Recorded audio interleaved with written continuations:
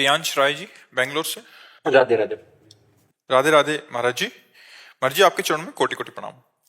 महाराज जी, जब हम कोई कार्य करना निकलते हैं तो उस कार्य में हम सफलता मिलेगी या ना नहीं मिलेगी और कितनी मिलेगी, मेरी समझ से ये चार बातों पर निर्भर करता है। एक है पुरुषार्थ, एक है प्रारब्ध, संभावना जो कि ज्योतिष शास्त्र में बताते हैं, और प्रभु की इच्छा। महाराज जी, अगर दो तीन बार कार्य दो करने बातें तो हटा दीजिए, संभावना और प्रभु की इच्छा को हटा दीजिए। प्रभु की इच्छा कभी ऐसी नहीं होती कि सफलता मिले या ना मिले, उसमें कोई प्रभु की इच्छा नहीं होती, क्योंकि सब मम प्रिय सब मम उपजाए। तुम्हारे कर्तव्य का, जैसे हमारे स्कूल में टीचर हम सबको पढ़ाते थे, तो किसी के प्रति उनका प्यार कम ज्यादा थोड़ी है, पढ़ा तो समान रहे, लेकिन मेहनत विद्यार्थी की। जो विद्यार्थी जितना अच्छे ढंग से उसको पकड़ पाया, अच्छे ढंग से पढ़ा, वही क्लास में उत्तम उत्तीर्ण हुआ। उसमें टीचर की कृपा नहीं बोल सकते आप, टीचर तो समान भाव से सबको पढ़ा रहा है। ऐसे ईश्वर का समान भाव सबके, समोहम सर्वभूतेषु सब मम प्रिय सब उपजाए। और संभावना कि मतलब किसी ग्रह नक्षत्र या कोई दैवी शक्ति या कोई ऐसा भाव आपका नहीं, मेरा ये कहना है कि जैसे ज्योतिष शास्त्र मैंने आपको पहले सुना था कि वो बताते हैं कि अमुक समय पे ये ज्योतिष शास्त्र वही बताता है जो हमारे प्रारब्ध में है, वो कोई अलग चीज नहीं बता सकता। जो हमारा प्रारब्ध निर्माण शरीर का हुआ है वो उसी से गणित लगा के बताया जा सकता है। ये दो बातें तो हटाइए आप, अब दो बातें रह गई। पहला कौन सा? पुरुषार्थ। हाँ, दूसरा प्रारब्ध। हाँ, अब इसमें क्या होता है कि जैसे हमारा पुरुषार्थ है 80% और प्रारब्ध है 100% हानि देने का, तो हम सफलता प्राप्त करते करते भी रह जाएंगे। अब हमारा प्रारब्ध है 80% और पुरुषार्थ है 100%, तो गिरते गिरते भी हम पास हो जाएंगे। मतलब एक गया गया गया और जीत गया। उसमें हमारा पूर्व का जो पुरुषार्थ असत किया गया है वही हमारा प्रारब्ध बन करके इस समय आया है। अब वर्तमान का हमारा सद पुरुषार्थ इतना जोर का हो कि पूर्व किया गया जो हमारा पुरुषार्थ था, जो प्रारब्ध बनकर है, उसको परास्त कर दें। इसीलिए हम कहते हैं नाम जप करते रहो और प्रयासरत रहो और फल में समान भाव रखो। फल में समान भाव न रखने के कारण बड़ी दुर्दशा हो जाती है। जैसे हम कोई भी कार्य करते हैं तो पूरा मन में ठान लिया इतना लाभ होगा ही, और विपक्ष सोचा नहीं कि हानि भी हो सकती है, नहीं भी हो सकता है। ये जरूर पक्का सोचना चाहिए, विपक्ष जरूर सोचना चाहिए। वही बुद्धिमान आदमी है जो दोनों पक्षों को सोच के चलता है, वो मजबूत होता है कि हो सकता है हम फायदे के लिए कर रहे हैं, प्रयास हमारा पूरा फायदे, लेकिन हानि भी हो सकती है, तो सहेंगे यार। पहले तैयार हो जाओ, अगर पहले से तैयार नहीं हुए तो फिर आप परेशान हो जाओगे, डिस्टर्ब हो जाओगे। सुख दुखे समय कृत्वा लाभा अलाभो जया जयो। ये बिल्कुल परिणाम तुम्हारे हाथ नहीं, क्योंकि प्रारब्ध को तुम जानते नहीं हो। प्रारब्ध बहुत बलवान होता है। सुनो भरत भावी को प्रारब्ध ही कहते हैं, प्रारब्ध को भावी कहते हैं। सुनो भरत, वशिष्ठ जी महाराज कह रहे हैं, सुनो भरत भावी प्रबल बिलख कहो मुनिनाथ, हानि लाभ जीवन मरण जस अपयस ये विधिहांस। ये पहले से विधान में खूब मेहनत करने वाला, खूब प्रयास करने वाला असफल पाया गया। कोई ज्यादा प्रयास नहीं, कोई मेहनत नहीं, लेकिन बहुत सफलता प्राप्त हुई, उसमें प्रारब्ध उसका काम कर रहा है। तो क्या हम पशु हैं जो प्रारब्ध के अधीन होकर के हम जीते रहें? हम ऐसे पुरुषार्थ को करें जो हमारे अशुभ को नष्ट कर दे, और अशुभ आए भी तो हमें परास्त न कर पावे। जैसे अशुभ कर्म का फल शरीर पर प्रहार होगा, प्रारब्ध अपना रंग तो दिखाएगा, पक्का रंग दिखाएगा। बड़े चाहे जितने भजनानंदी हो, रंग आएगा आपके शरीर पे। तो अगर भजन ना करते होते तो हालत क्या होती आप सोचो। अब जैसे तो भजन है, भजन मार्ग में है भगवान, तो इसका प्रभाव उतना नहीं पड़ रहा है जितना पड़ना चाहिए। पड़ता तो है, थोड़ी थोड़ी देर में दर्द हो रहा है तो बार बार, पर वो अपने प्रारब्ध अपना रंग दिखा रहा है। लेकिन पुरुषार्थ स्वभाव पड़ गया तो प्रारब्ध हल्का है और पुरुषार्थ प्रबल हो गया। तो हमारा मनुष्य जीवन केवल प्रारब्ध ही भोगने के लिए नहीं है। ऐसा हम प्रबल पुरुषार्थ करें कि हम आगे बढ़ जाएं। पुरुषार्थ में कमी होने पर प्रारब्ध का भरोसा लेकर बैठने वाले को कायर पुरुष कहा गया है। प्रारब्ध का भरोसा लेकिन दैव दैव आलसी पुकारा। अब जो होगा ऐसा नहीं, प्रयास हम करते हैं, फिर फल में जो होगा वो भगवान जाने। पुरुषार्थ हमारा प्रबल होना चाहिए। ईश्वर की इच्छा इस पर मत रखिएगा, क्योंकि ईश्वर कभी भी किसी के ना तो अनुकूल ना प्रतिकूल, समोहम सर्वभूतेषु, भगवान सम रूप से है। आप धर्म के अनुकूल चले, आप ईश्वर के अनुकूल चले तो आपको अनुकूलता दिखाई देगी, आप ईश्वर के प्रतिकूल चले तो आपको प्रतिकूलता दिखाई। ये आपका दर्शन है, ईश्वर आपके प्रति अनुकूल प्रतिकूल नहीं होता। वो समोहम सर्वभूतेषु भगवान ने स्वयं कहा है। तो इसलिए हम अपने कर्तव्य पर ध्यान देते हुए उसकी गरिमा को समझें। हर छोटा सा छोटा कार्य भी भगवान की सृष्टि का कार्य है, इसलिए वो भगवान के लिए है।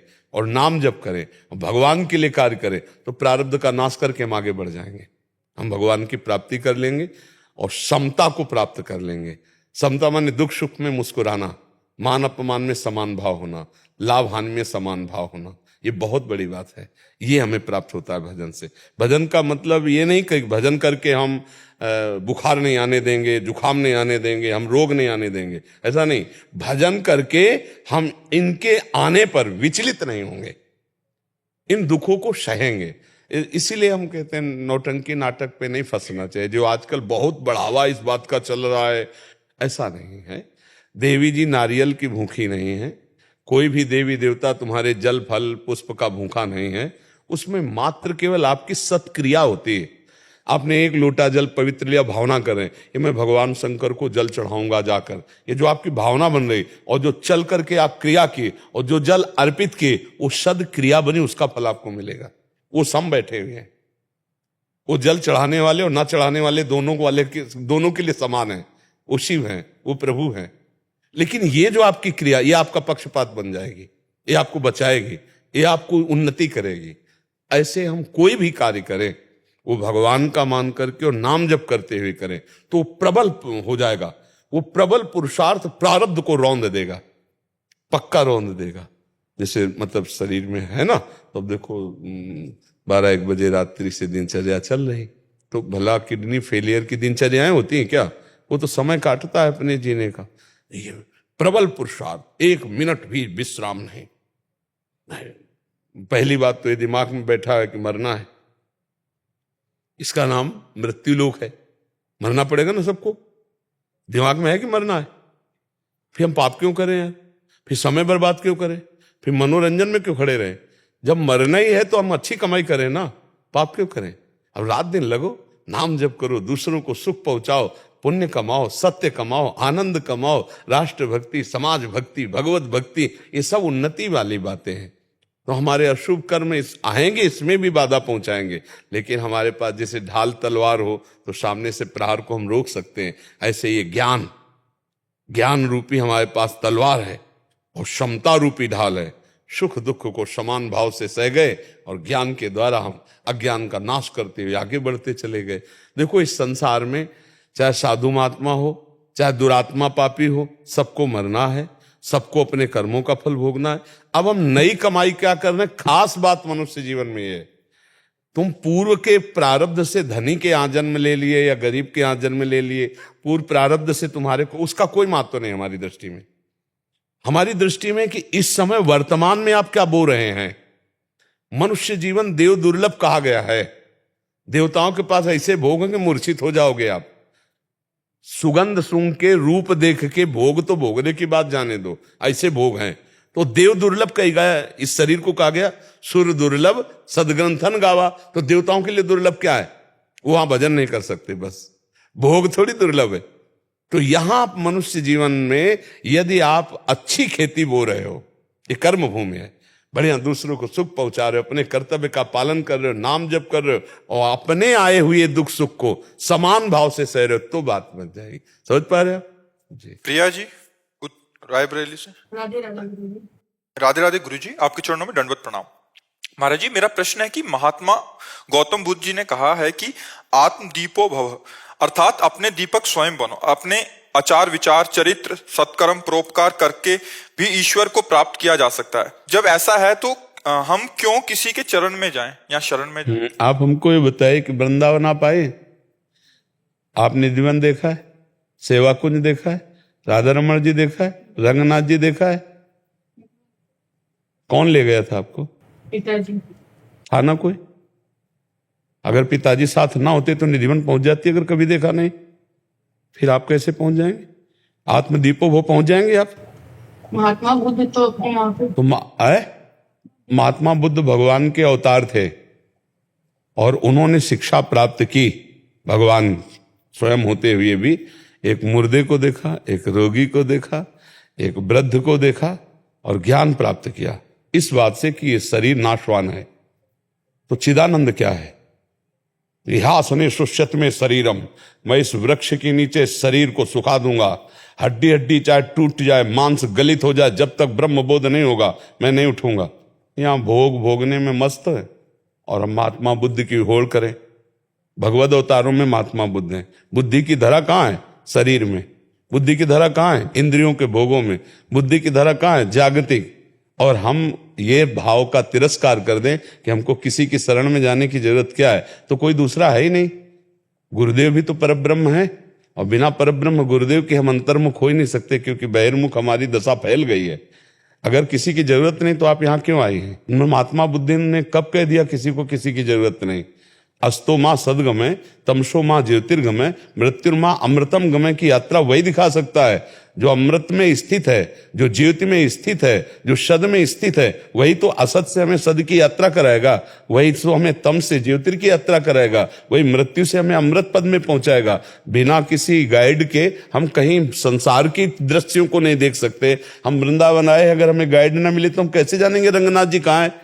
अगर हम पूछेंगे भी तो कोई बताएगा ही ना, तो बिना पूछे हम कहाँ जा सकते हैं? तो जब लौकिक व्यवहार में हम ऐसे बिना पूछे आगे नहीं बढ़ सकते। तो पढ़ना तो अपने को ही है, पढ़ना तो अपने को ही है। धन्यवाद विद्यार्थी को ही मिलता है, बहुत अच्छे तुम क्लास में पास हुए, लेकिन उसके पीछे मास्टर की कृपा है, मास्टर की मेहनत है। मास्टर ने उसे का बनाना सिखाया, मात्रा सिखाया और उसने ईमानदारी से पढ़ा, तो मास्टर को धन्यवाद नहीं मिलता, धन्यवाद मिलता है विद्यार्थी को। तो विद्यार्थी ने प्रयास किया, लेकिन विद्यार्थी के प्रयास से करोड़ों गुना बढ़कर मास्टर का प्रयास था। जब विद्यार्थी को का बनाना नहीं आता था तो उसने अंगुली पकड़ करके बनाना सिखाया, और वही विद्यार्थी जब ग्रेजुएट होता है तो उसको मेडल मिलता है, धन्यवाद मिलता है। लेकिन मास्टर की तरफ कोई नहीं देखता है। मास्टर ने उसे जब का बनाना सिखाया था तब उसने सीखा है।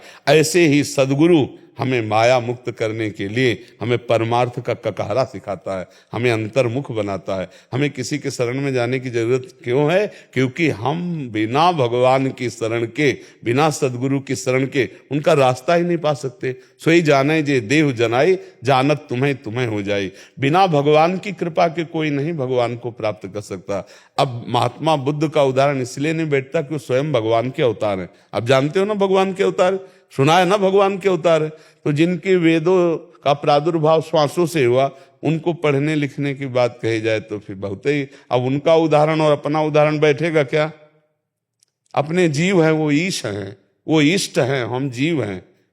वो तो नवीन पत्नी नवीन पुत्र सबका त्याग करके घोर वैराग्य से युक्त होकर ऐसी स्थिति। यहाँ हालत ये है कि अगर मसाला में मिर्च ज्यादा पड़ जाए तो परेशानी, मिर्च ना पड़े तो परेशानी। सब्जी अनुकूल होनी चाहिए, ये मिलना चाहिए, वो हमारी स्थिति कहाँ है? हम बात करते हैं महात्मा बुद्ध की, हमारी स्थिति कहाँ है? बात समझना चाहिए। तो हम अपनी स्थिति से उबरने के लिए, देखो जैसे दलदल में कोई आदमी गिर गया हो तो निकलने का प्रयास उसे ही करना है, पर निकला हुआ पुरुष उसको निकाल सकता है। अकेले प्रयास करेगा तो धंस जाएगा। प्रयास उसी को करना है, वो हाथ पकड़ाएगा, प्रयास वो ही करे, पर घसीट करके निकालने की ताकत निकले हुए पुरुष में है। तो ऐसे ही संसार रूपी दलदल में फंसा हुआ जीव अगर प्रयास भी करता है तो धम्म से गिर जाता है और भोगों में फंस जाता है। निकला हुआ सदगुरुदेव जब उसे झटका मारता है तो निकल के बैठ जाता है। हजारों लाखों लोग ऐसे हैं जिनका यह अनुभव है कि मैं गंदी आदतों की दलदल में फंसा था, सत्संग ने मुझे एक झटके में निकाल लिया। आप देख लो, सुनो, पूछो, लाखों लोग ऐसे मिलेंगे आपको जिनको सत्संग ने एक झटके में निकाल लिया। क्यों? जानते नहीं थे क्या गलत है, क्यों नहीं छोड़ पाए?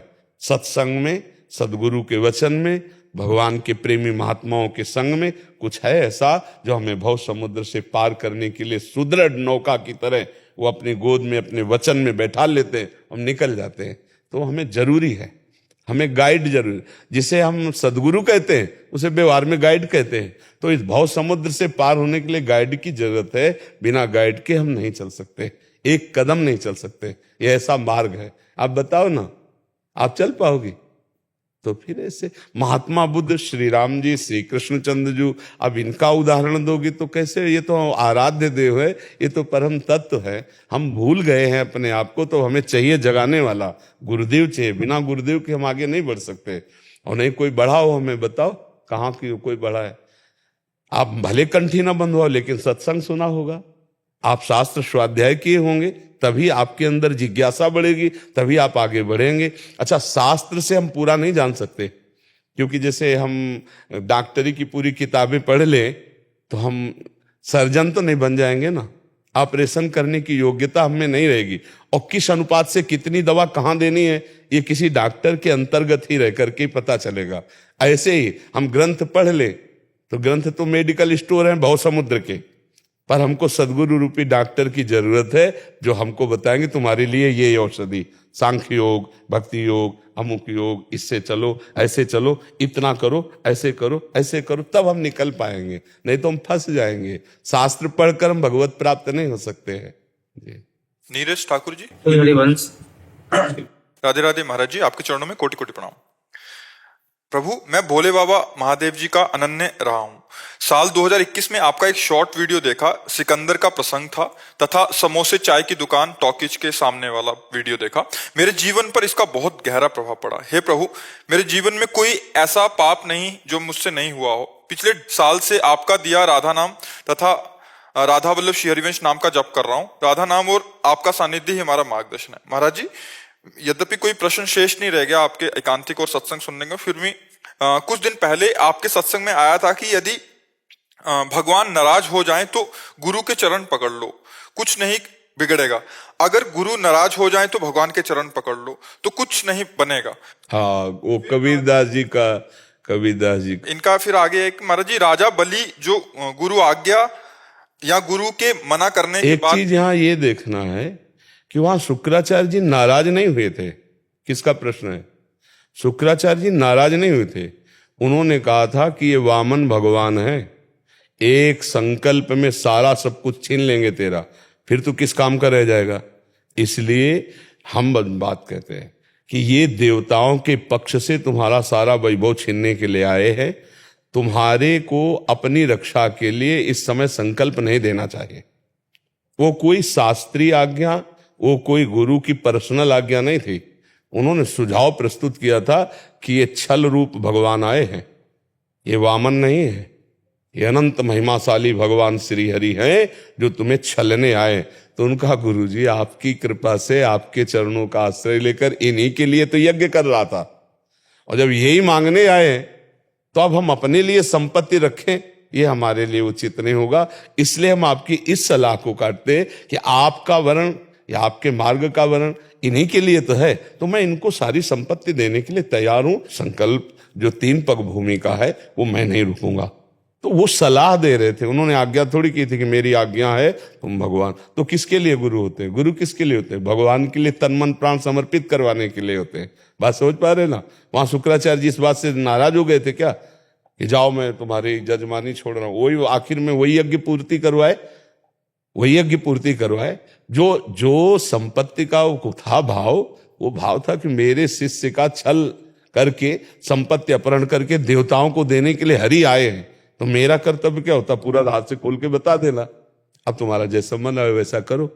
तो जो कहा संपत्ति भ्रष्ट हो जाओगे, वो स्वाप नहीं था, वो परिणाम था कि अभी नाप लेंगे। तो क्या संपत्ति भ्रष्ट हुई है? जो देवराजेंद्र को संपत्ति नहीं, वो रसातल में प्राप्त हुई महाराज बलि को, और आज भी द्वारपाल बने भगवान है, और शुक्राचार्य जी उनके गुरु हैं। कोई वह यहाँ जो बात की जाती कि गुरु की आज्ञा हुई और उसका उल्लंघन कर दिया, हरि विरुद्ध आचरण किए, आपने भगवत विरुद्ध आचरण किए और गुरु असंतुष्ट हो गए, तो अब तुम सोचो कि मैं भगवान का भजन करके गुरु को प्रसन्न कर लूंगा, संभव अब नहीं हो सकता। वहां बात दूसरी थी, कहाँ की बात को कहाँ सेट करना है, वह बात देख रही। समझ पा रहे हो आप? समझ में आ गया नहीं? हाँ। और ये धन्यवाद आपको कि आप अपने जीवन को सुधार कर भगवान के मार्ग में चला रहे हैं। बहुत कृपा है, क्योंकि ये कुछ समय का जीवन है। अब इसमें चाहे असदाचरण कर लो चाहे सदाचरण कर लो। असदाचरण करोगे, जैसे हम गंदी फसल बोए तो काटनी तो हम ही को पड़ेगी। अब गंदी पीछे बोई है तो अब आग लगा दें उसमें, आगे नई खेती बो दें तो बात बन जाए। तो उस संचित कर्म को भस्म करने की सामर्थ्य भगवान के भजन में। खूब नाम जप करो और अच्छे आचरण करो। ऐसे कार्य करो कि आपसे मिलने के बाद आदमी आपका चिंतन करे तो अच्छा लगे कि यार आज किसी आदमी से मिले थे, उसकी बात, व्यवहार, चेष्टा उसके सुख के हेतु बने, तभी मनुष्य जीवन की सार्थक। आज जो राक्षसी वृत्ति फैल रही, स्वसुख वासना की, बहुत गंदी, मतलब एक आदमी को कोई मार रहा तो कोई बचाने वाला नहीं है। एक आदमी तड़प रहा है, वो अपनी शीशा खोल करके वीडियो भले बना ले अपलोड करने के लिए, लेकिन उसको गाड़ी में बैठा कर अस्पताल ले जाने की वो झंझट समझेगा। बहुत स्वार्थ बुद्धि बढ़ती जा रही, परहित करना, परमार्थ की भावना बहुत छूटती चली जा रही। मनुष्यता की तो बात जाने दो, आसुरी प्रवृत्ति बढ़ती चली जा रही। राक्षसी प्रवृत्ति देखो ना, कितनी राक्षसी प्रवृत्ति मानते है। घर वाले ही नहीं। हाँ, बिल्कुल नहीं मानते बच्चा। समय बहुत, इस समय धीरे धीरे धीरे धीरे मलिन होता चला जाएगा। युग धर्म का प्रभाव होता है, पर युग धर्म का प्रभाव उनके ऊपर नहीं पड़ेगा जो नाम जप करते हैं, शास्त्र स्वाध्याय करते हैं, सत्संग करते हैं, भगवान का कीर्तन करते हैं, उनके ऊपर युग धर्म का प्रभाव नहीं पड़ता है। पागल बोला जा रहा है वो, है? पागल बोला जा रहा है अभी। हाँ, तो तुम देखो, भक्तों की नजर में वो पागल है। शराब पीते हैं, मांस खाते हैं, व्यभिचार करते हैं, पापाचरण करके अमूल्य जीवन को नष्ट करते हैं। अच्छा, उनको नजर आ रहा है कि कैसा आदमी है, पूरा जीवन बर्बाद कर रहा है, ये नहीं खाएंगे, ये नहीं पिएंगे, ये नहीं करेंगे, वो नहीं करेंगे, उनको वो लग रहा है। लेकिन बात वही मानी जाए, महापुरुष जिस मार्ग में गए वही सत्य मार्ग है। महाजनों गतेन सा पंथा, महापुरुष जो कार्य करते हैं वही हमें। अच्छा, आप बताओ, पीछे जो करते थे वो आज जो हो, आपको फर्क नहीं समझ में आ रहा? आप देखो, आपको कैसा लग रहा है, आपके हृदय में कैसा लग रहा है? पहले क्या था और अब क्या था? आप ही अंदर अंतर देख लो। दूसरे को प्रमाण की जरूरत क्या है? तो दूसरे पागल बोले बोले, हम तो सही चल रहे ना। और इसका परिणाम अभी, ये तो वर्तमान की क्रिया का आनंद है कि आप नाम जप कर रहे हो, गंदी बातें छोड़ दी, अच्छे आचरण कर। इसका जब परिणाम आएगा तो आप नाच पड़ोगे। ये जब फसल अपना रंग देगी ना तो आप नाच पड़ोगे, आनंदित हो जाओगे। इसलिए मस्त रहो। किसी की दुर्भावना आ जाती है उन लोगों को देख के, मैं इससे अलग, वो हमसे अलग। देखो, अगर संसार को देखोगे तो गिरते ही चले जाओगे, अगर प्रभु को देखोगे, अपने से बड़ों को देखोगे तो उठते चले जाओगे। संतों को देखो, सत्शास्त्र में, इतिहास में उन्हीं का जस लिखा हुआ है जो भगवान के निरंतर भजन में सत मार्ग में चले। आप भी अंदर से आदर संतों का क्यों करते हैं? अगर सतमार्ग, सदाचरण इनका महत्व नहीं तो संत में क्या है? क्यों आदर करते हैं? सुबह आज हम, मान लो आज तो रविवार नहीं था, मंगलवार है शायद, आज मंगलवार, कम से कम 60-70 हजार लोग खड़े होंगे कृष्णा शरणम से लेकर रात्रि के 2 बजे, नवजात शिशु से लेकर वयोवृद्ध तक 70 हजार लोग खड़े थे। अब ये क्यों खड़े थे? बावरे हैं, पैसा लगा के आते हैं, रात में जगते हैं। दिन में होते चलो भाई कि आए वृंदावन तो चलो देख लेते हैं, रात्रि में केवल एक कार्य के लिए, जब सब जगह मंदिर बंद है, कोई खान पान की ज्यादा व्यवस्थाएं नहीं खुली, 2 बजे रात्रि के हम निकलते। हाँ, तो ये सब बच्चे, छोटे छोटे बच्चे होते, सब खड़े होते। क्या है? अगर सत्य की तरफ आकर्षण नहीं है तो ये क्या है? ये पागल कहे। ये तो तुम कहते हो हम जब उनको देखते हैं तो इनको देखो ना, सतमार्ग के पथिकों को देखो ना, अपने हृदय की कृपा को देखो भगवान की कि मेरे हृदय का कैसे परिवर्तन हो। 100 गिरने जा रहे हैं भेड़ चाल में तो तुम भी गिरोगे जाके, ये बुद्धिमानी थोड़ी। 100 जा रहे हैं तो तुम हटो। ये वातावरण गुरुदेव वृंदावन में है सिर्फ, हम लोग जहाँ से रहते हैं वहाँ चंद मुट्ठी भर है। लंका से ज्यादा तो खतरनाक तुम जहाँ रह रहे हो वहां नहीं है। और विभीषण जी ने अकेले लंका में भक्ति करी, त्रिजटा राक्षसियों के बीच में भी भक्त थी, नहीं थी? तो ऐसा नहीं कहा जा सकता कि मुट्ठी भर लोग भगत है और बहुत लोग अभगत है तो भक्ति नहीं हो सकती। नहीं, 32 दांतों के बीच में जीव है कि नहीं? अपना बोल रही, खा रही, पी रही, आराम से रह रही। अगर चूक हो जाए तो कट जाए, नहीं तो बहुत संभाल के रहती 32 दांतों में। तो हाँ, ऐसे ही हम दुष्टों के बीच में भी भजन कर सकते हैं, पक्का।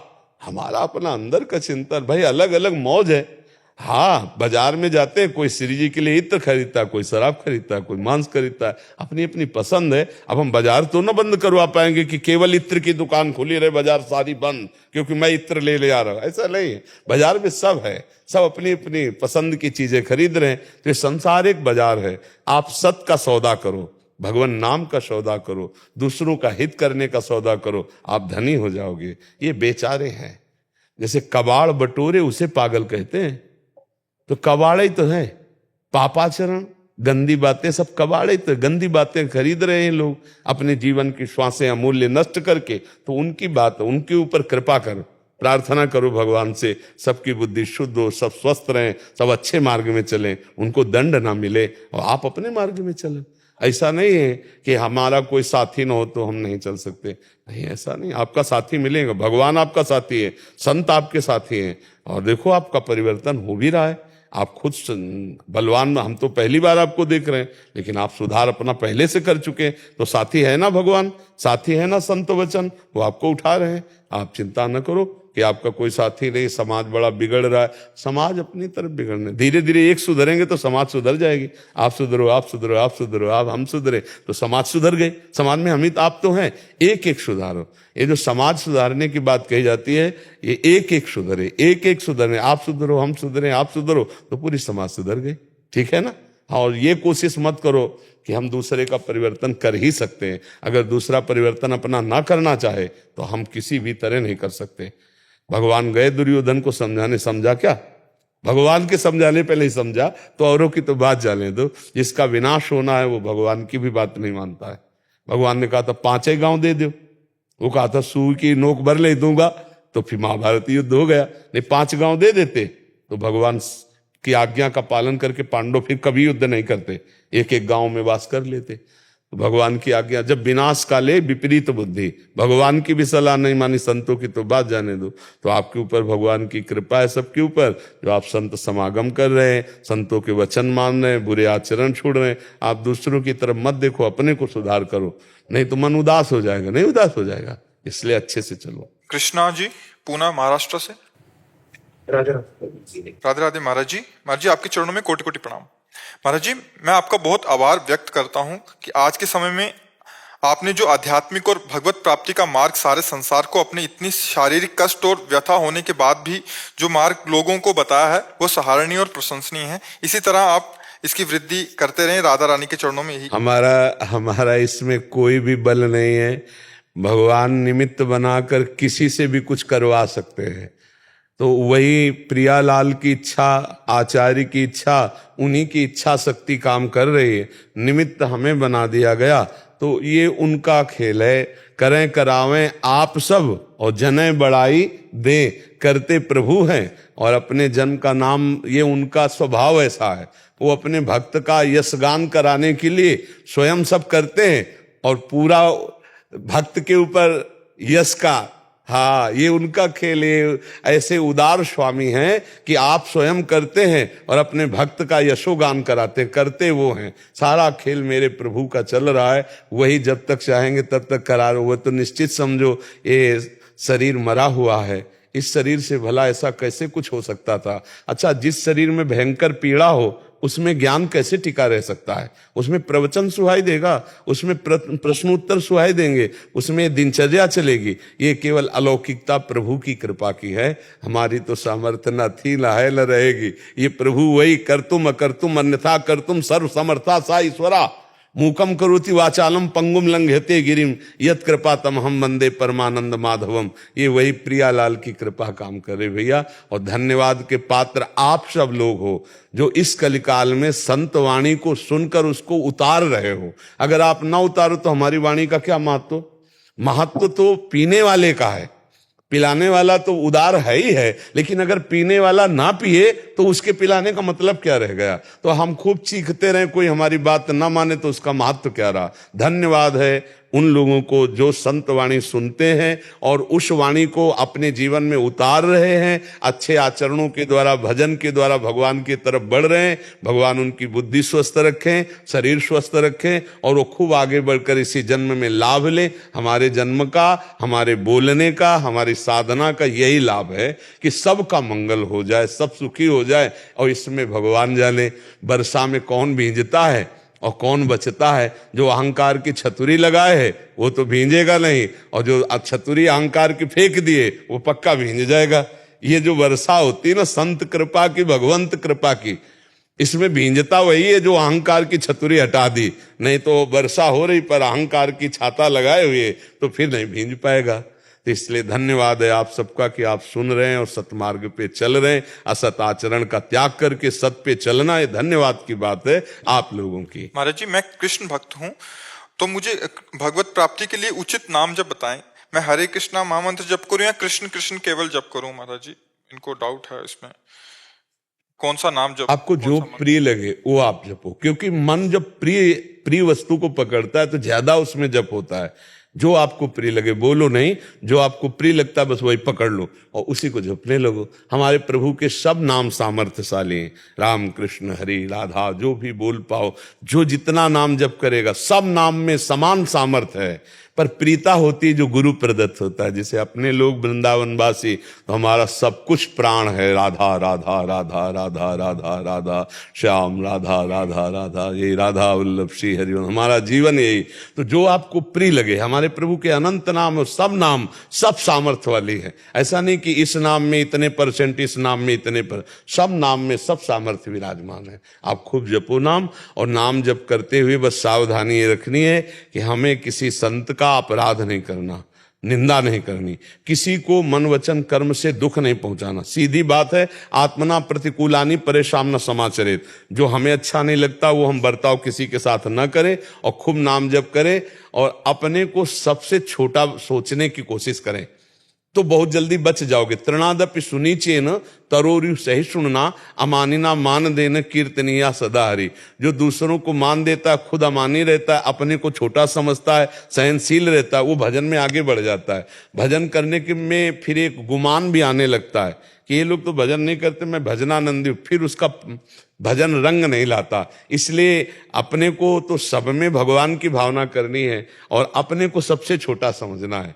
जैसे गोस्वामी तुलसीदास जी, सिय राम मैं सब जग जानी, करो प्रणाम जोरी जुग पानी। सब में अपने प्रभु को देखकर प्रणाम करे, अपने को छोटा समझे और सहनशील बने और दूसरे को सम्मान दे, खुद सम्मान रहित बने, तो भजन में बहुत जल्दी उन्नति हो जाती है।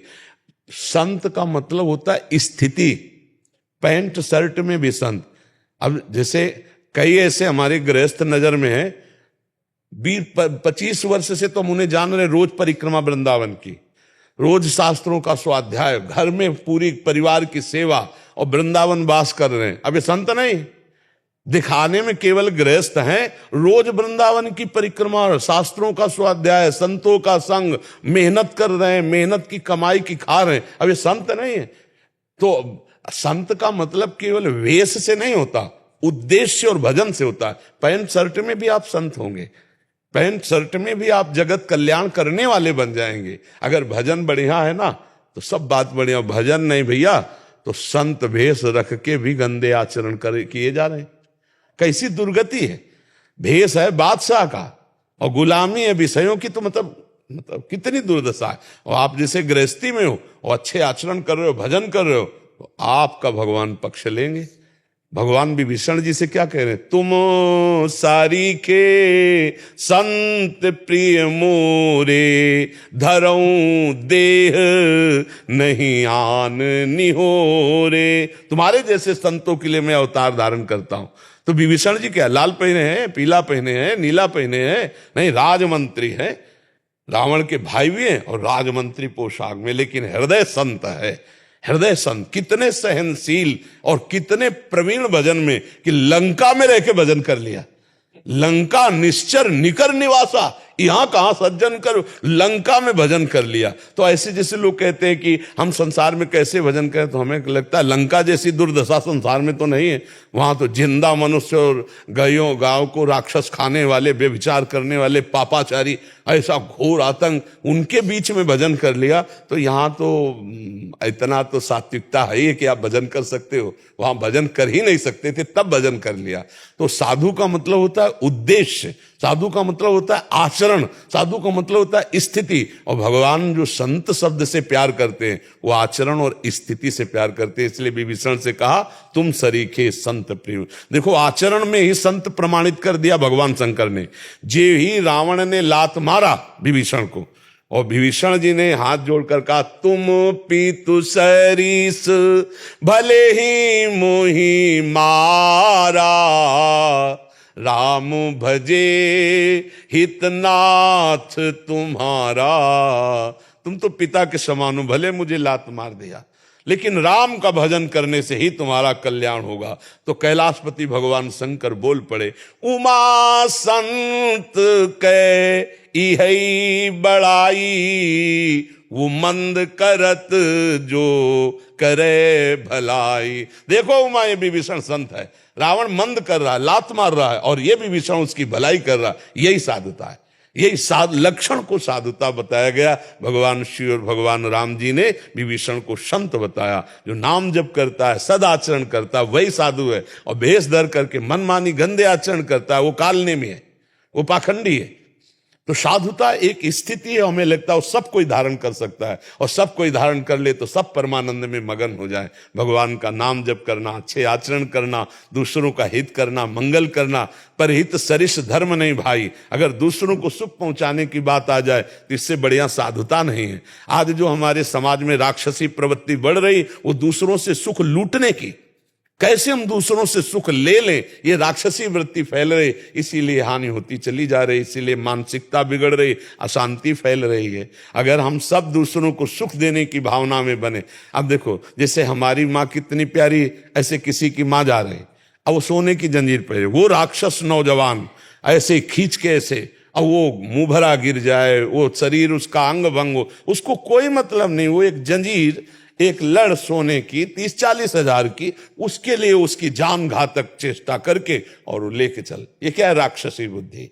राक्षसी बुद्धि नौजवानों में फैल रही, क्योंकि उनको ड्रग्स चाहिए, उनको नशा चाहिए, उनको व्यभिचार चाहिए। अब वो सब गंदी आदत पूरी करने के लिए फिर ऐसे ही आचरण कर। इसीलिए हम आजकल ज्यादातर नौजवान भाइयों से प्रार्थना करते कि आप व्यसन मुक्त होइए, आप व्यभिचार रहित होइए, आप भगवान नाम जप कीजिए। अगर जवानी आपकी गलत गई तो बुढ़ापा आपका दुर्गति में पक्का, और जवानी सही गई तो बुढ़ापा राजा बाबू बढ़िया, पूरा जीवन आनंदमय हो जाएगा। यही जवानी नींव खराब हो गई तो पूरी बिल्डिंग चाहे जितनी कीमती बनाओ वो ढह जाएगी, और नींव मजबूत तो सब मजबूत। ये यौवन अवस्था जीवन की नींव है, और आज प्रायः लोग जीवन की नींव को नष्ट कर रहे हैं।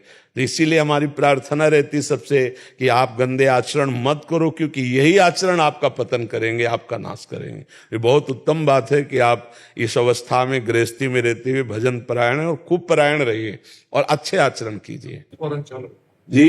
नामस्मरण करो। हाँ बिल्कुल। बालाजी राय महाराष्ट्र से। श्री राधे महाराज जी, आपका महाराज जी आपके चरणों में कोटि कोटि प्रणाम। महाराज जी, हमारी सेवा भगवान के चरणों में समर्पित हो रही है या नहीं, इसको हम कैसे पहचाने? हृदय मन अति हरस जनावन तेहि, आजू देखी हो परम स्नेही। जे ही अपने परम स्नेही प्रभु को कुछ अर्पित कर, हमारा रोम रोम आनंदित, हमारी सेवा पहुंच गई, हमारी सेवा पहुंच रही है।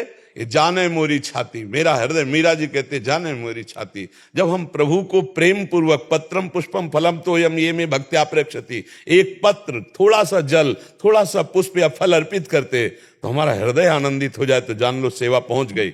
और अगर हृदय आनंदित नहीं हुआ, चित्त भटक रहा है, तो पूजा हो गई, उसका फल मिलेगा, लेकिन सेवा नहीं बनी। सेवा का सीधा फल है हृदय में आनंद हो जाना, उमगन हो जाना। जब हम प्रभु की सेवा करते हैं तो सेवा का फल होता है वो प्रभु का काज है। प्रभु का कार्य करने के बाद उसका फल होता है, उसके चेहरे से पता चलेगा। मुख प्रसन्न तन तेज विराजा, कीन्हे रामचंद्र कर काजा। ये भगवान का काज कर चुका है, उसका परिचय बोले मुख प्रसन्न तन तेज विराजा। ये हनुमान जी के लिए आया है, क्योंकि सेवा करके आ रहे हैं। कीन्हे रामचंद्र कर काजा, भगवत काज कर चुके इसलिए तेज होगा और मुख प्रसन्न होगा, हृदय में आनंद होगा। ये सेवा का फल है। जब सेवा करते करते अश्रु चलने लगे, रोमांच होने लगे, तो जान लो साक्षात ठाकुर स्वीकार कर रहे हैं। और जब मन भटक रहा है और बाहर, तो वो पूजा हुई, सेवा नहीं हुई, वो अभी फल फूल वाली बात रही, अभी भगवान से सीधे कनेक्शन नहीं हुआ। सेवा एक पुष्प समर्पित करते ही रोमांच हो जाएगा। जब हम अपने विठ्ठल को, अपने पांडुरंगा को अपना प्राणों से भी अधिक प्यार करके और एक पुष्प भी समर्पित करेंगे, उसी समय हमें पता चल जाएगा कि हमारा पुष्प समर्पित हो, क्योंकि रोम रोम आह्लादित हो जाता है। जब हम लोग अपने ठाकुर का श्रृंगार करके दर्पण दिखाते हैं और दूर से ऐसे तो रोने का मन होता है, एकदम प्राण व्याकुल हो जाते हैं, मेरे प्रीतम, मेरे प्रभु। अब उसमें किसी और के प्रमाण की जरूरत नहीं कि प्रभु ने स्वीकार किया कि नहीं। मेरी छाती आनंद से युक्त हो गई तो प्रभु आनंद स्वरूप है, वो आनंद में उमगन हमें दे रहे हैं। भक्ति के लिए किसी और के प्रमाण की जरूरत नहीं होती, वो हृदय प्रमाण। श्री हरिवंश प्रमाण मनम, हाँ, हमारा मन, हमारा हृदय ही प्रमाण हो जाता है। मेरे ठाकुर ने सेवा स्वीकार कर ली। जैसे जीवन मुक्त जब हो जाता है ना, तो अंदर से आने लगता है अब हमारा काम हो गया, अब हमारा जन्म नहीं होगा, अपने आप आने लगता है हमारा काम हो गया। वो किसी कहले की जरूरत थोड़ी होती है, अंदर की बात होती है, अंदर से समझ में आ जाती है। तो जब अपने आराध्य देव की सेवा करते हुए हमें रोमांच होने लगे, हमारे अश्रु आ जाए, हमारा हृदय गदगद हो जाए, तो समझ लेना चाहिए आज की सेवा हमारी ठाकुर ने सीधे स्वीकार की है। और ऐसे व्यर्थ नहीं जाएगी, उसका फल मिलेगा, भक्ति बढ़ेगी। लेकिन ये सेवकाई सीधे भगवत प्रेम प्रदान करती है, जो भगवान को सेवा अर्पित करती है, हृदय में आह्लाद आ जाए, हृदय प्रफुल्लित हो जाए, प्रसन्न हो जाए और एकांत में रोने का मन करे, तो समझ ले मेरी प्रगट सेवा ठाकुर की खूब हो गई। और पांडुरंगा तो प्रसन्न है ही नहीं, आपको मानव दे दे करके ऐसे भक्ति के मार्ग में क्यों लगाते, तो वो तो प्रसन्न है। हम भाव से उनका नाम जप करें, उनकी सेवा में मगन रहे और नाचे, अपने ठाकुर को रिझाए। तुकाराम जी ने नाच नाच करके परम पद प्राप्त किया सदे। आश्चर्य की बात, सबसे राम राम करके गए, सीधे वैकुंठ से विमान आया, भगवान के पार्षद आए, सबने देखा और सब भक्तों से राम राम कह करके विमान पर चढ़कर सदैव भगवान के धाम में गए। ये देखो नाम कीर्तन और नाम जप का प्रभाव, बहुत महिमा है नाम जप, नाम कीर्तन की। जो हम सेवा करें तो अपने प्राण प्रीतम मान करके करें। एक होता है भगवान को भगवान मानकर उनसे कुछ लेने के लिए सेवा करना, और एक होता है जैसे हम अपने पुत्र को पवा रहे हैं, अपने पति को पवा रहे हैं, अपने पिता को पवा रहे हैं, अपनी माता को पवा रहे हैं, तो उनसे पुण्य की लाभ की बात थोड़ी होती है, वो अपने हैं। जब अपने भाव से हम पांडुरंगा को, विठ्ठल भगवान को कुछ भोग लगाते हैं, उनकी सेवा करते हैं, तब वो प्रेम रस प्राप्त होता है। जब भगवान को पराया मान करके उनसे कुछ लेने की भावना, तो वो बात अलग हो गई। और जब अपना मान करके, तब प्रेम की प्राप्ति, सेवा से सीधे प्रेम की प्राप्ति होती है। जब हम भाव के द्वारा, भावोत्सवेन भजताम रस काम धेनुम तम राधिका चरण रेणु माम स्मरामी, भाव में भरकर देखो, भाव का चमत्कार देखो। भगवान विदुरानी जी के यहां गए, विदुरानी जी को होश ही नहीं है, जे ही कहा कौन, तो उनका श्री कृष्ण, तो स्नान कर रही थी। अरे मेरे घर श्री कृष्ण, मतलब सोचो आप, कोई भक्त जो रात दिन उनका चिंतन कर रहा है, उसका आराध्य देव। और फिर भगवान ने सोचा ऐसे प्रेमी के हाथ से कुछ पाना चाहिए। प्रेमी भक्त को देखकर भगवान को भी भूख लगती, क्योंकि भगवान प्रेम पाते हैं। भगवान ने कहा कि काकी कुछ पवाओ, तो उनको सुधा ही नहीं। तो श्री कृष्ण, आंखों से अश्रु चल रहे, रोमांच हो रहा। इशारा किया तो केला रखे थे, वो केला लाई, प्रभु को पवा रही, क्या गूदा फेंक रही और छिलका प्रभु को पवा रही, और भगवान बड़ी मस्ती से छिलका पा रहे। विदुर जी को पता चला कि दुर्योधन की सारी व्यवस्था ठुकराकर भगवान हमारे घर है, भागते हुए आए। और जब ये दृश्य देखा तो उन्होंने कहा, अरे बावरी ये क्या कर रही, प्रभु को छिलका पवा रही और गूदा फेंक रही। केला छीन लिए और छील करके जब गूदा पवाए तो भगवान ने कहा विदुर जी वो स्वाद नहीं जो विदुराली जी के पाव, क्यों? वो प्रेम में भर करके पवा रहे हो, तुम बुद्धि लगा के पवा रहे हो। तो भगवान पदार्थ नहीं पाते, देखो भगवान पदार्थ नहीं पाते, ये पदार्थ मायाकृत है। इस पदार्थ में जो भाव है भगवान उस भाव को पाते। हठ कर लिया बच्चापन में नामदेव जी ने, दूध पियो, तो ठाकुर प्रकट हुए, दूध पिया ना, वही ठाकुर तो है, कोई और ठाकुर थोड़ी। हम उनको मूर्ति मानते हैं तो हमें वो मूर्ति दिखाई देते हैं, और नामदेव जी ने साक्षात माना तो साक्षात दूध पियो, बात करे, जीवन भर बात करते रहे, नहीं करते रहे। हाँ, ये था माम प्रपद्यन्ते तास्तते भजाम में हम, भगवान कहते मुझे जिस भाव से, तो पांडुरंगा को यदि अपने भाव से भजा जाए कि मेरा प्रीतम, मेरा प्राण प्यारा, तो हर सेवा उत्तर दे देगी कि पांडुरंगा ने स्वीकार कर लिया है जी। उदयवीर सिंह जी त्यागी जी, दावनल कुंड वृंदावन से। महाराज जी आपके चरणों में कोटि कोटि प्रणाम। महाराज जी मैं 1 वर्ष से आपका सत्संग सुन रहा हूं, उससे मेरे अंदर सकारात्मक मानसिक परिवर्तन हुआ है। महाराज जी मेरा एक प्रश्न है, हम किसी की दान व सेवा करना चाहें और ग्रहणकर्ता अकिंचन हो तो हम किस विधि से सेवा करें कि उसको पता भी ना चले और सेवा भी हो जाए? देखो जो अकिंचन महापुरुष होते हैं उनकी धन से सेवा करना असंभव सा है, क्योंकि पहला शब्द है अकिंचन। अकिंचन को वस्त्र नहीं प्रिय है, भोजन नहीं प्रिय है, अर्थ नहीं प्रिय है। अगर वो अकिंचन है, अब हम उसके जहां से वो आ जा रहा है वहां सोहनी लगा दें, जहां उसके पानी की अव्यवस्था है हम पानी की व्यवस्था कर दें, या वास की अव्यवस्था है वास की व्यवस्था कर दें। हम उसकी आवश्यकता को देखें। जैसे सनातन जी बड़े अकिंचन महापुरुष, तो अब एक भक्त के हृदय में आई, उनकी सेवा करें। अब वो ठाकुर जी के लिए नमक भी मांगने के लिए तैयार नहीं, वो किसी का रुपया कैसे ले लेंगे, इतने अकिंचन। तो अब उनकी सेवा कैसे करें? तो वो जहां यमुना के एकांत क्षेत्र में शौच जाते थे, तो जब वो शौच होकर के हटते तो वो जाकर के फावड़े से खोदते और शौच को अंदर करके ऐसे, तो वो दूसरे दिन देखते कि, क्योंकि पहले दिन का तो वहां साफ और ऐसे एकदम, तो कई दिन बराबर होता रहा। तो एक दिन फिर लौट पड़े तो देखा वो सेवा कर रहे, तो उनका क्यों, तुम ऐसी सेवा क्यों कर रहे हो? तो उनका प्रभु मैं गरीब आदमी हूं, सुना है आप सिद्ध पुरुष हो, भगवान का भजन करते हो, तो मुझे कुछ व्यवस्था हो जाएगी। तो उनका हाँ व्यवस्था हो जाएगी। यमुना जी किनारे गए, कहा पारस मणि इसको उठाओ और इस जितना लोहे में छुआओगे सब सोना बन जाएगा।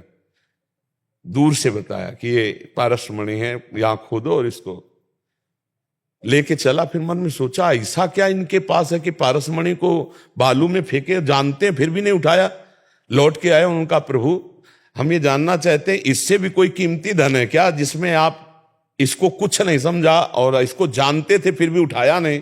बोले हमारे पास इंद्रनील मणि है, हम कोई पारस मणि नहीं। इंद्रनील मणि कांति श्याम सुंदर प्रभु श्री कृष्ण, मुझे तो उनका फिर प्रभु हमको वो ही दे दो।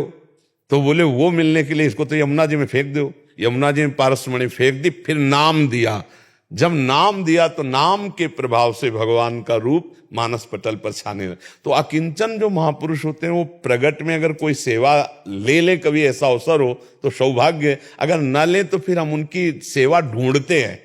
जैसे उनके जाने का मार्ग है, हम सोनी लगा देते हैं, या कहीं जल की अव्यवस्था है तो हम उनके पास जल पहुंचा देते हैं, या उनके वास की अव्यवस्था है वास की व्यवस्था, जो आवश्यक हो। तो अगर कुछ ना हो तो उनको फिर तंग न करें, उनके दर्शन करके और उनके मार्ग पर चले, भजन के मार्ग पे चले। यही सबसे बड़े। कुछ ऐसे संतजन होते हैं जिनको किसी से कोई संबंध रखना अच्छा नहीं लगता, तो फिर उनके पास ना जाए, दूर से दर्शन कर ले और दूर से प्रणाम कर ले, ये जान भी ना पावे कि हम उनके दर्शन कर। क्योंकि कोई कोई बहुत एकांतिक महापुरुष होते हैं जिनको समाज से कोई मतलब नहीं होता, और ऐसे संतों के दर्शन से, संभाषण से हमको वही लाभ प्राप्त होता है जो हम सेवा से प्राप्त करते हैं। हम हठ ना करें कि उनको पैसा दें, हम हठ ना करें कि उनको फल दें, हम हठ ना करें, क्योंकि फिर उनको अच्छा नहीं लगेगा, क्योंकि वो अकिंचन महापुरुष हैं। इसलिए अकिंचनों से सावधान रहकर उनके दर्शन और कभी संभाषण और कभी सेवा का अगर अवसर मिल जाए तो फिर कर दे।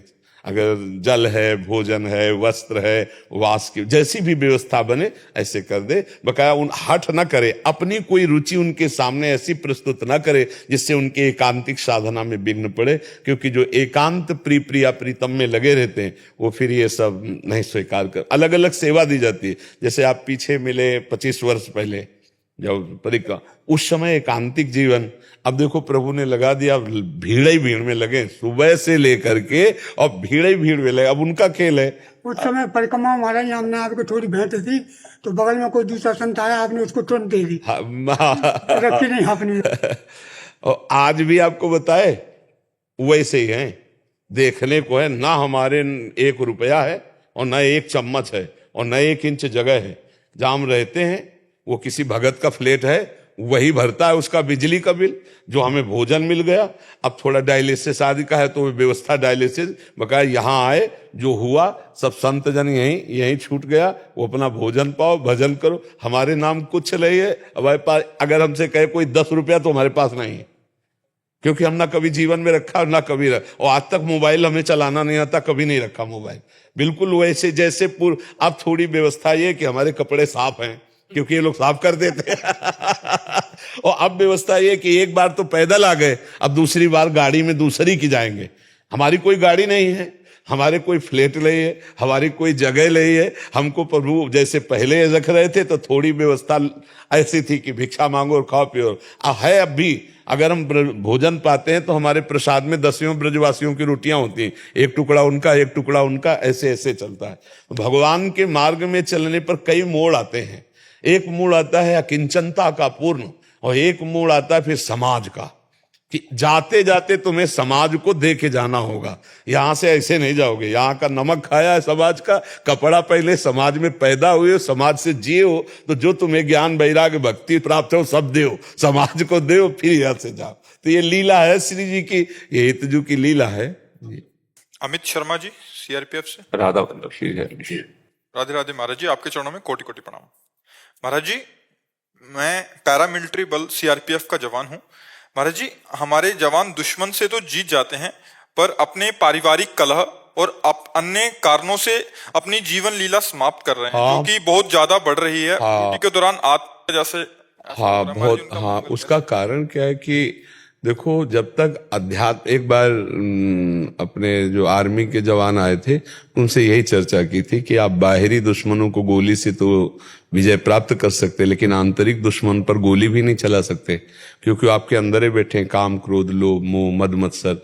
तो जब हम अध्यात्म से शून्य जीवन होता है तो हमारे अंदर कुछ वासनाएं होती हैं, कुछ आसक्तियां होती हैं, और जब उन वासनाओं की पूर्ति नहीं होती और आसक्ति की पूर्ति नहीं होती तो हमारा इतना निगेटिव चिंतन बढ़ जाता है, वो शांति के लिए घोर अशांति का वर्ण करता है। मरने के बाद कोई होटल है क्या 5 स्टार कि जो आप कर लो, आप वहां जाके बुक हो गए, बढ़िया खान पान मौज मस्ती? नहीं, आपको फिर दूसरा नीच शरीर मिलेगा।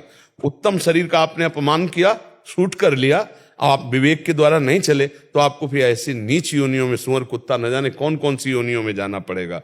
इसका कारण है अध्यात्म की कमी। जैसे अगर हम शास्त्र सम्मत विचारों को देखें तो हर राजा के ऊपर एक महाराजा बैठा रहता था पहले। देखो, देवराजेंद्र के ऊपर गुरु बृहस्पति जी, अगर महाराज बलि तो शुक्राचार्य जी, जनक जी तो सदानंद जी, दशरथ जी तो वशिष्ठ जी। जहां भी, क्यों? क्योंकि आपकी क्रियाओं के ऊपर यदि अध्यात्म राजा बन के बैठा है, आपके दिमाग में हो या आपके साथ हो, तो आप बच जाओगे।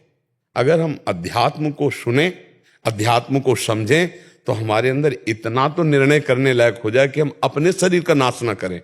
देखो, वेदनाएं हैं, काम की वेदना है, मोह की वेदना है, ममता है, कई आसक्तियां हैं। जो जीव अज्ञान के कारण उनको इतना पोसे हुए है, इतना माने हुए है कि वो अपने प्राणों को भी उतना नहीं चाहता है, तभी तो प्राण हत्या कर लेता है, अपनी हत्या कर लेता है। अगर ज्ञान हो जाए तो इन विकारों को सहने की तो सामर्थ्य आ जाए। आत्या किसी भी बात का कोई मतलब निर्णय नहीं कि आत्म कर लिया तो हम, ये सब नहीं, ये बहुत अज्ञान की बात। हम लड़ना सीखें। आज छुट्टी नहीं मिली तो कल मिल ही जाएगी, लेकिन मर गए हम तो क्या होगा, या हमने कोई घटना घटा दी तो फिर क्या होगा। विवेक को हम जागृत करें, विवेक बिना सत्संग के नहीं होता। बिन सत्संग विवेक न होई और राम कृपा बिन सुलभ न सोई। हाँ, तो ये सत्संग की कमी के कारण नहीं, हमें तो कोई और उपाय नहीं दिखाई दे रहा जिससे संभाला जा सके। एक उपाय है सत्संग और नाम जप। अगर साधन को हरि भजन है, कै सत्संग सहाय। यदि भगवान नाम जप है और सत्संग है तो बहुत जल्दी हमारे अंदर आनंद की उत्पत्ति हो जाए। आनंद हो जाएगा तो हम टिक सकते हैं। निज सुख बिन मन होई की थीरा। जब तक हृदय के आनंद को हम नहीं पहचानेंगे तो देखो इतनी बढ़िया पोजीशन है, रुपया भी मिलता है, खान पान भी बढ़िया मिलता है और सम्मान भी मिलता है। आप जब इस वर्दी से हो ना तो हमारी दृष्टि आपको ऐसे करती है कि हमारे भारत के रक्षक हैं, हमारे राष्ट्र की सुरक्षा के लिए अपने प्राणों को समर्पित है। तो हमारा हृदय भाई, आप जैसे हमें साधु मान के सम्मान करते हैं, तो हम जब अपने भारत के राष्ट्र सैनिकों को देखते हैं ना तो हम उनको संत और सैनिक, हम एक भाव से देखते हैं उनको कि हमारे राष्ट्र की सुरक्षा में। देखो कई कई महीने अपने परिवार से बिलग रहते हैं, बहुत सी सुख सुविधाओं को छोड़कर जहां इनको तैनात कर दिया गया वहां बिल्कुल सावधान होकर के तैनात है। भले प्राण चले जाएं लेकिन वहां कमी नहीं होने देंगे। जब तक जीवित है तब तक वो सुरक्षा में रहेंगे, तो हम इनका सम्मान करते हैं। अब अपनी इस गरिमा को नहीं जान पा रहे हैं, अपने अंदर की वासनाओं को नहीं निकाल पा रहे, अपने अंदर के जो प्रश्न है सांसारिक उनका समाधान नहीं पा रहे, तो असंतुष्ट होकर के निर्णय गलत निकल जाता है। हमें लगता है शरीर का नाश करना कोई समाधान नहीं है, ये कोई मार्ग नहीं है। इसके लिए सत्संग जरूरी है। यदि सत्संग सुना जाए तो ही, नहीं तो जैसे ये कि क्या जरूरत है सत्संग की, तो ठीक है आप गोली से बाहरी शत्रु को मार सकते, लेकिन निज काम को, क्रोध को, लोभ को, मोह को, मद को, मत्सर को फिर ये मारेंगे अंदर से, फिर तो अशांति पैदा हो जाएगी। अशांति पैदा हो जाएगी तो फिर जीना अशांत से कुता सुखम। जब चित्त अशांत हो जाता है तो कुछ अच्छा नहीं लगता, न राष्ट्रभक्ति सुहाती है न कुछ सुहाता है। फिर अपने को नष्ट करना या सामने जो भी हमारे प्रतिकूल आचरण करे उसको नष्ट करने की भावना आ जाती है। इसलिए अध्यात्म ही एक उपाय जिससे परम शांति प्राप्त हो सकती है। नाम जप किया जाए और सत्संग सुना जाए, जरूर सत्संग सुना जाए। हमें लगता है कि हमारे राष्ट्र सैनिक काफी मात्रा में सत्संग सुन रहे हैं इस समय, काफी मात्रा में क्योंकि जब आर्मी के बैच आते हैं ना, जैसे 20-20, 30-30 जन आते हैं, तो उससे लगता है कि सत्संग सुना जा रहा है। नहीं तो उनको यहाँ आने की क्या जरूरत है। सत्संग जरूर सुना तभी तो उनका आगमन हुआ यहाँ, नहीं तो आने का यहाँ तो कोई और उद्देश्य तो हो नहीं सकता। बगैर अगर हमारा शरीर स्वस्थ होता और हम क्षेत्र संन्यास न लिए होते तो हम जरूर ऐसा करते। यही नहीं, जहां जहां हमारे को ऐसा अवसर मिलता हम वहां जरूर जाके, चाहे 10 मिनट ही मिलते पर मिलते, और अध्यात्म बल की जागृति जरूर होनी। बड़े स्तर पे महाराज जी सैनिक जन आपको सुनते हैं। हाँ, और यही एक उपाय है, यही एक उपाय है सत्संग और हरि आश्रय। अगर हरि आश्रय जागृत हो गया, नाम जब चल रहा, सत्संग चल रहा है, तो हम आंतरिक विचारों से जैसा आपने प्रश्न किया, हम आंतरिक विचारों पर विजय प्राप्त कर सकते हैं, हम आंतरिक विचारों से लड़ सकते हैं। अन्यथा लड़ने का मतलब सामर्थ्य नहीं रह जाती, हार जाता है। देखो जैसे काम वेदना ही है, अब ये पूरे चराचर जगत में किसी एक व्यक्ति का विषय नहीं। अब इसकी इच्छाओं की पूर्ति करता रहे तो कब तक करता रहे, कहां तक करता रहे, कैसे करता रहे। ये तो प्रतिपल नवम नवम विकार आते रहेंगे। अब इनके लड़ने के लिए विवेक है। अब ये लोग महीना महीना, 2-2 महीना, 4-4 को हमें लगता है और साल भर हो जाए, अवसर ना मिले घर जाने का। अब कैसे उस परिस्थिति को सहें। एक तरफ तो प्रतिकूलता है शरीर के लिए भी, अब कहीं भी आप तैनात कर दिए गए। अब ऐसी जगह तैनात किए जाते हैं ना खतरा होता है, शांत और सुखद जगह थोड़ी तैनात होती भाई। फोर्स तो वही तैनात होता है जहां खतरा होता है। अब वो लड़ रहे हो, मानसिकता के संतोष के लिए कुछ है नहीं, अंदर से विकारों की जागृति हो रही, मानसिकता परिवार से इतने दिन से बिछुड़े हुए और प्रतिकूलता ऊपर से मिल रही। अब उस स्थिति में अध्यात्म संभालता है। अगर अध्यात्म का ज्ञान है, अगर भगवान का आश्रय है, हृदय में आनंद है, तो सुमिरन के द्वारा अपने को संतोष में लिए हुए, नहीं तो विचलित हो जाएगा। कोई भी हो विचलित हो जाएगा। बिना अध्यात्म के सुधार नहीं किया जा सकता। संतों जो भगवान की कृपा पात्र जन है, अपने विषय का सत्संग सुने। 2 प्रकार का सत्संग होता है।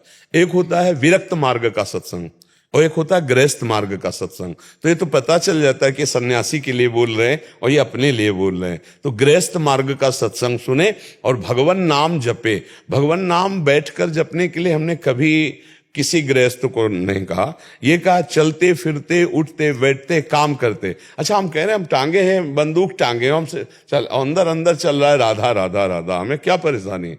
आप देखो तो जब करके अगर आनंद ना आए तो हमें बताना। परम शांति, हृदय शीतल रहेगा, एक उत्साह रहेगा और भगवान नाम साथ में है तो आप अंगरक्षक भले किसी के हो लेकिन आपका अंगरक्षक वो नाम है। नाम पाहरू दिवस निशि, ध्यान तुम्हार कपाट। रात दिन नाम का पहरा है और भगवान के रूप का ध्यान कोई भी परास्त नहीं कर सकता, पक्का समझो। नाम रात दिन पहरा दे, राधा राधा कृष्ण कृष्ण राम राम हरि हरि। प्रहलाद जी से दैत्यों के बालक पूछते हैं तुमको आग में डाला गया, तुम जले क्यों नहीं? तो कहते उस समय मैंने देखा जब मैं हरि हरि पुकार रहा था, मेरे हरि मुझे गोद में लिए हुए हैं।